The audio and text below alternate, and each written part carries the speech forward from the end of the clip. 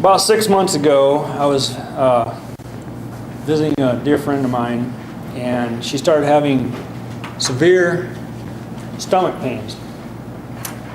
And I knew they were severe because this girl has a pain threshold of dirt. She just doesn't feel anything. So it took some convincing to get her to go to the hospital. And she insists to this day that if she hadn't gone, she'd have died in her sleep from internal bleeding. And she's a nurse, so she should know. But I got her to go to the ER. We were there for 12 hours because they just kept running test after test to try and figure out what was wrong with her. And finally, her blood pressure started to drop. And it got down to about 65 over 35, and she lost consciousness. And I hit my knees. And I bent over her gurney, and I gently wrapped my arms around her head. And I said these 3 words 3 times. I said, Jesus is here. Jesus is here. Jesus is here. Within a minute, she regained consciousness.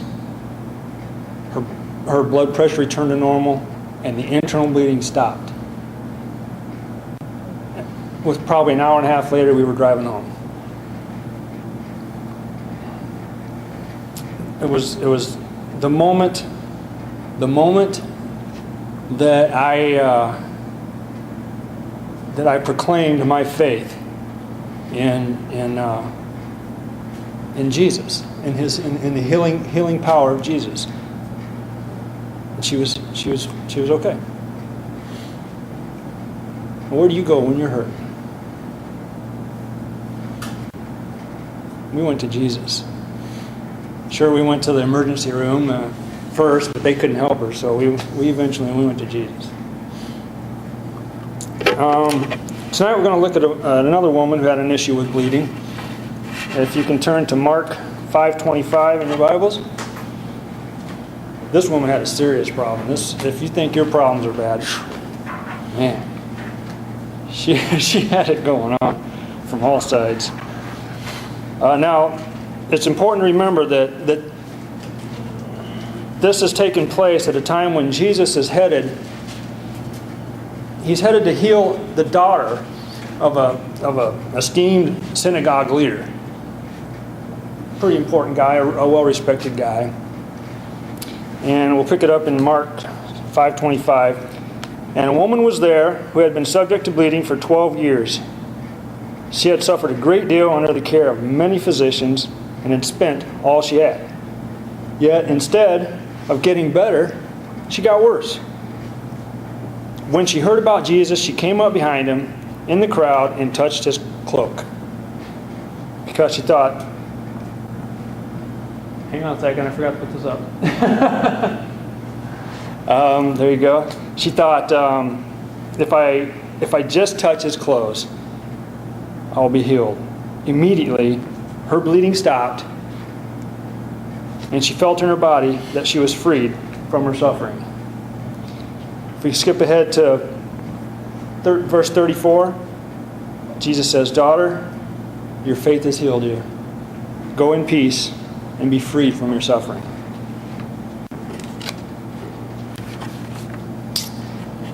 What led this woman to Jesus? Well, a lot of things led her to Jesus, but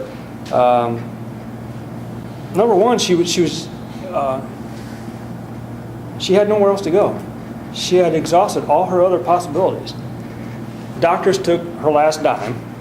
She spent all her money trying to get better. She suffered pain for 12 years. And not only that, she was unclean.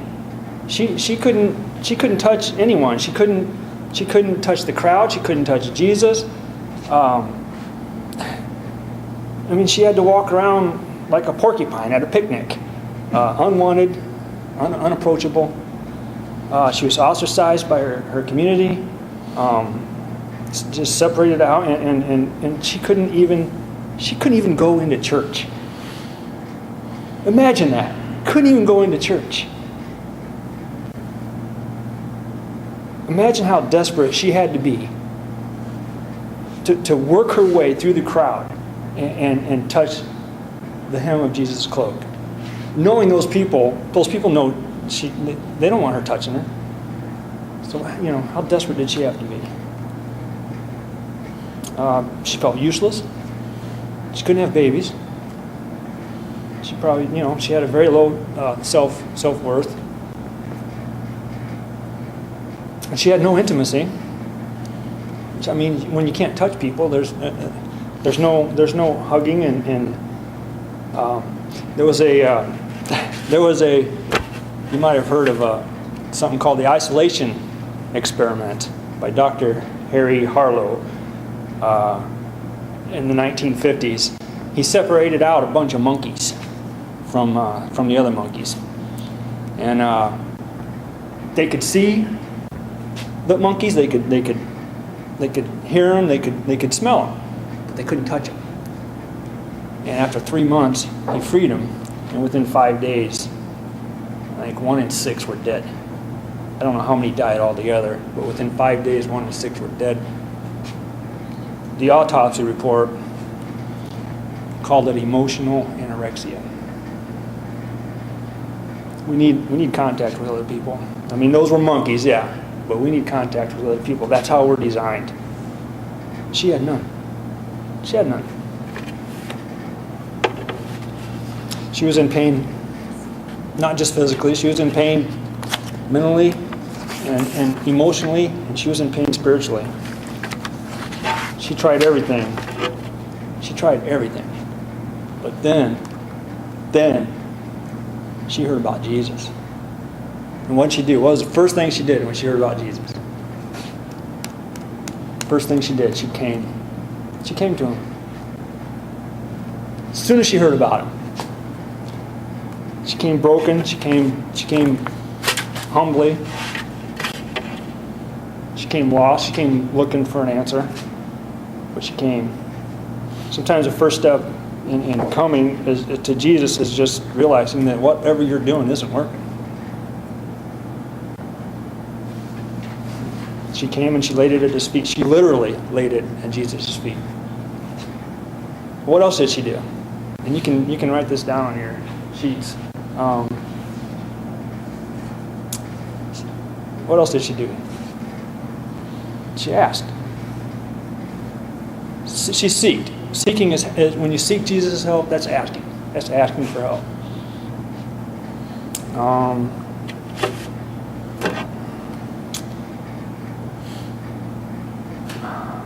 Let me ask you this: Where was Jesus headed when he stopped to help this woman that he called daughter?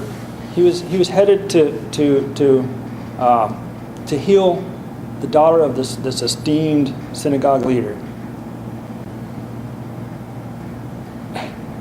And he stopped to help this lowly woman who wasn't even allowed to enter a synagogue. Jesus is never too busy.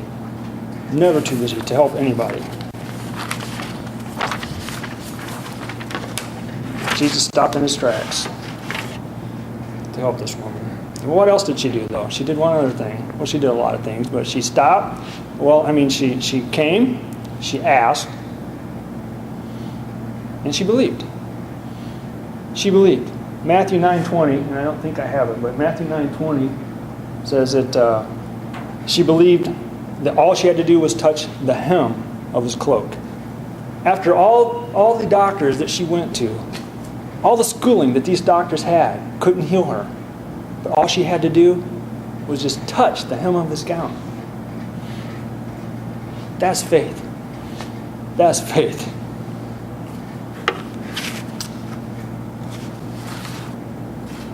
Where do you go when you're hopeless? When you've tried everything? Where do you go when you're hurting?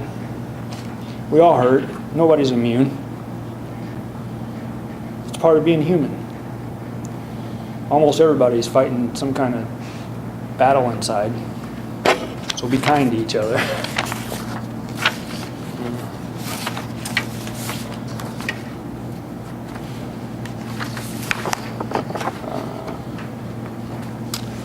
Watchman Nee said, God makes it clear. I think I have those.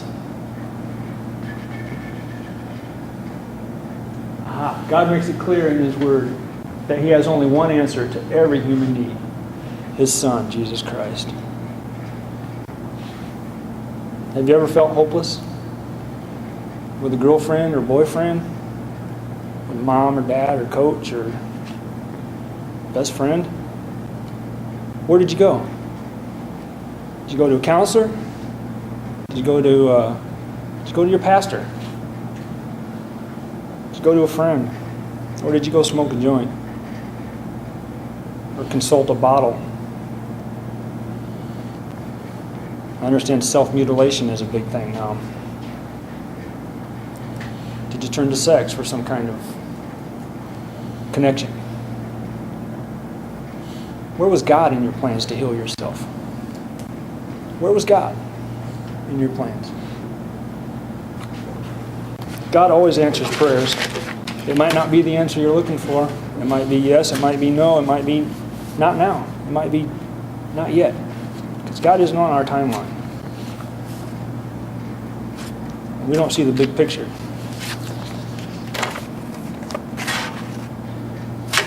God just might know things we don't know. So we don't see the big picture. Later tonight, I want to invite you to later tonight to humble yourself before God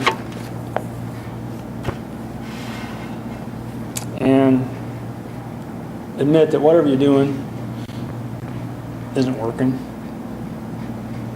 Come humbly like the woman in the story in Mark 25. She wasn't a wealthy giver. She wasn't a loyal follower. She wasn't an acclaimed teacher. She was a shame-struck, penniless outcast. But she was rescued by Jesus. So come to Him tonight and believe that He has an answer for you. The power is not in the prayer. The power is in the one who hears the prayer. And He's not concerned with the eloquence of the person. He's concerned with the pain of the person. So pray for guidance tonight. Pray for wisdom. Pray for comfort. Pray for strength with whatever you're dealing with. It might not be bleeding. It might be alcohol. It might be drugs. It might be some kind of abuse. It might be grades. An eating disorder. But pray. It could save you a lot of worry-filled, sleepless nights. Dr. Bob Laurent would say, instead of counting sheep, you could be talking to the shepherd.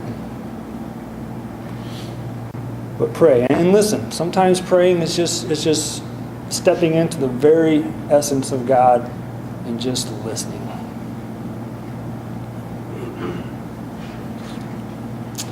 Tonight, will you reach out to Jesus like the woman in Mark 25? Will you reach out and touch the hem of Jesus tonight? Next.